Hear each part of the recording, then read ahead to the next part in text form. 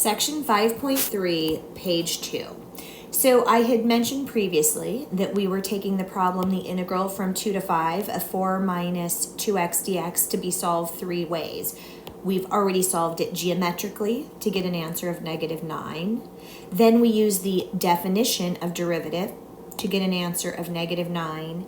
And now we're going to go ahead and use the fundamental theorem of calculus, part 2, to get -9, and you'll find ultimately it's one of the quicker ways, although I show quite a bit of detail, so it may not feel that way. The fundamental theorem of calculus, part 2, states that if you are taking the integral of a function from a to b, then you can take the antiderivative evaluated at b and subtract the antiderivative evaluated at a. So first thing we need to do is find the antiderivative of our function. So I've kind of written out the question in this format as an indeterminate integral because I haven't put values there yet. So remember, I treat 4 because it's a constant. We go ahead and just put the variable x. We're using x because we have dx here. I take my minus 2x and imagine that it has a exponent of 1. And to take the antiderivative, we add 1, which gives us a sum of 2. So we need to divide by a sum of 2. And then for an indefinite integral, we end up putting plus c, which, if you already know, is going to go away later, but let's wait to discover that for sure. So my 4x is going to stay 4x. My 2's can cancel to just give me minus x squared, and then I've got my plus c for my indefinite integral. But using the fundamental theorem of calculus, I really need to evaluate this at 5 and 2 and subtract those differences. So taking my 4x and plugging in a 5, my minus x squared and plugging in a 5, and leaving my plus c, I'll repeat that process with 2's. So I've got 20 minus 25 plus c to simplify, 8 minus 4 plus c to simplify, and then I'm going to go ahead and now distribute the minus sign to the 4 and distribute the minus sign to the c.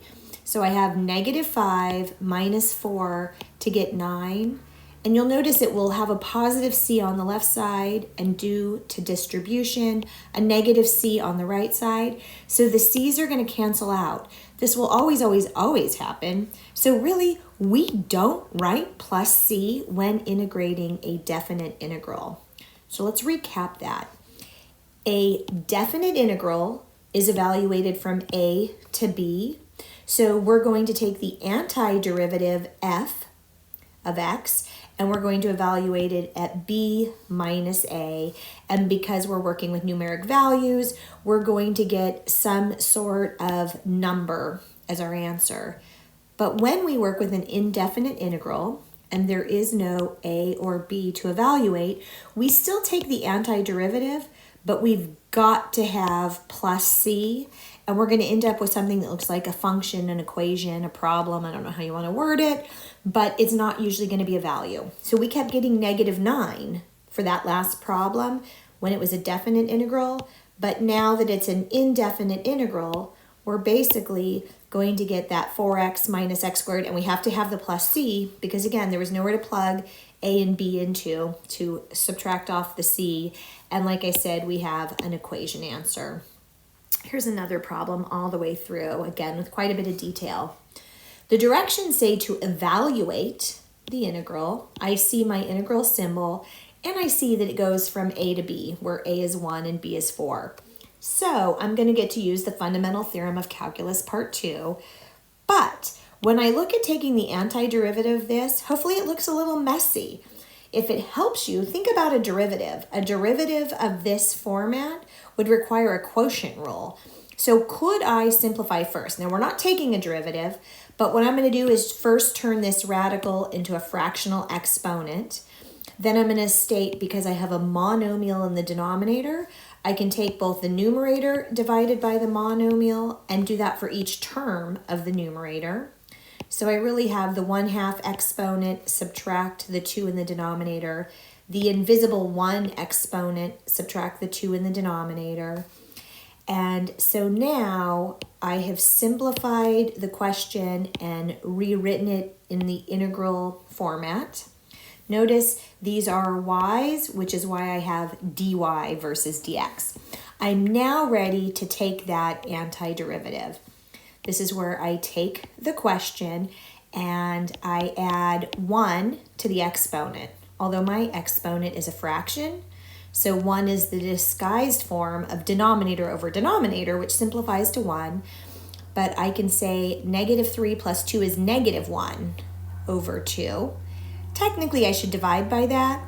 But if you remember, when you're dividing by a fraction, you can actually just multiply by the reciprocal. I've got my subtraction sign staying as the symbol, the operator before the next term. And then I have x to the negative 1. Remember, it's okay if you forget and just add 1 and wait a minute, that's 0, and think, oh no, I can't do this. Oh yeah, this is the natural log of the variable. And I need to evaluate it from A to B.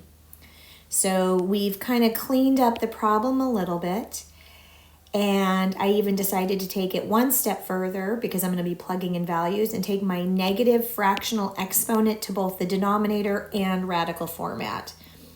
I now need to evaluate this function, this equation, at 4 and at 1 and subtract those values. So I'm plugging a 4 into both locations. I'm plugging a 1 into both locations. And then I'm going to simplify. The square root of 4 is just 2. Can't do anything about the ln of 4. The square root of 1 is 1. That's easy enough. And hopefully you remember that the ln of 1 is actually 0. So for my f of b, I can simplify down to negative 1, and I'm stuck with my minus the natural log of 4. But for the minus a, I really just have a negative 2 minus 0, which is negative 2. So distributing my negative sign, I've got a plus 2, which I can combine with my negative 1 to get a positive 1 minus the ln of 4. This is my final answer. And unless I was told to give a rounded answer to a certain amount of decimal places, I'm going to use the exact answer that involves leaving an ln of 4 in the value.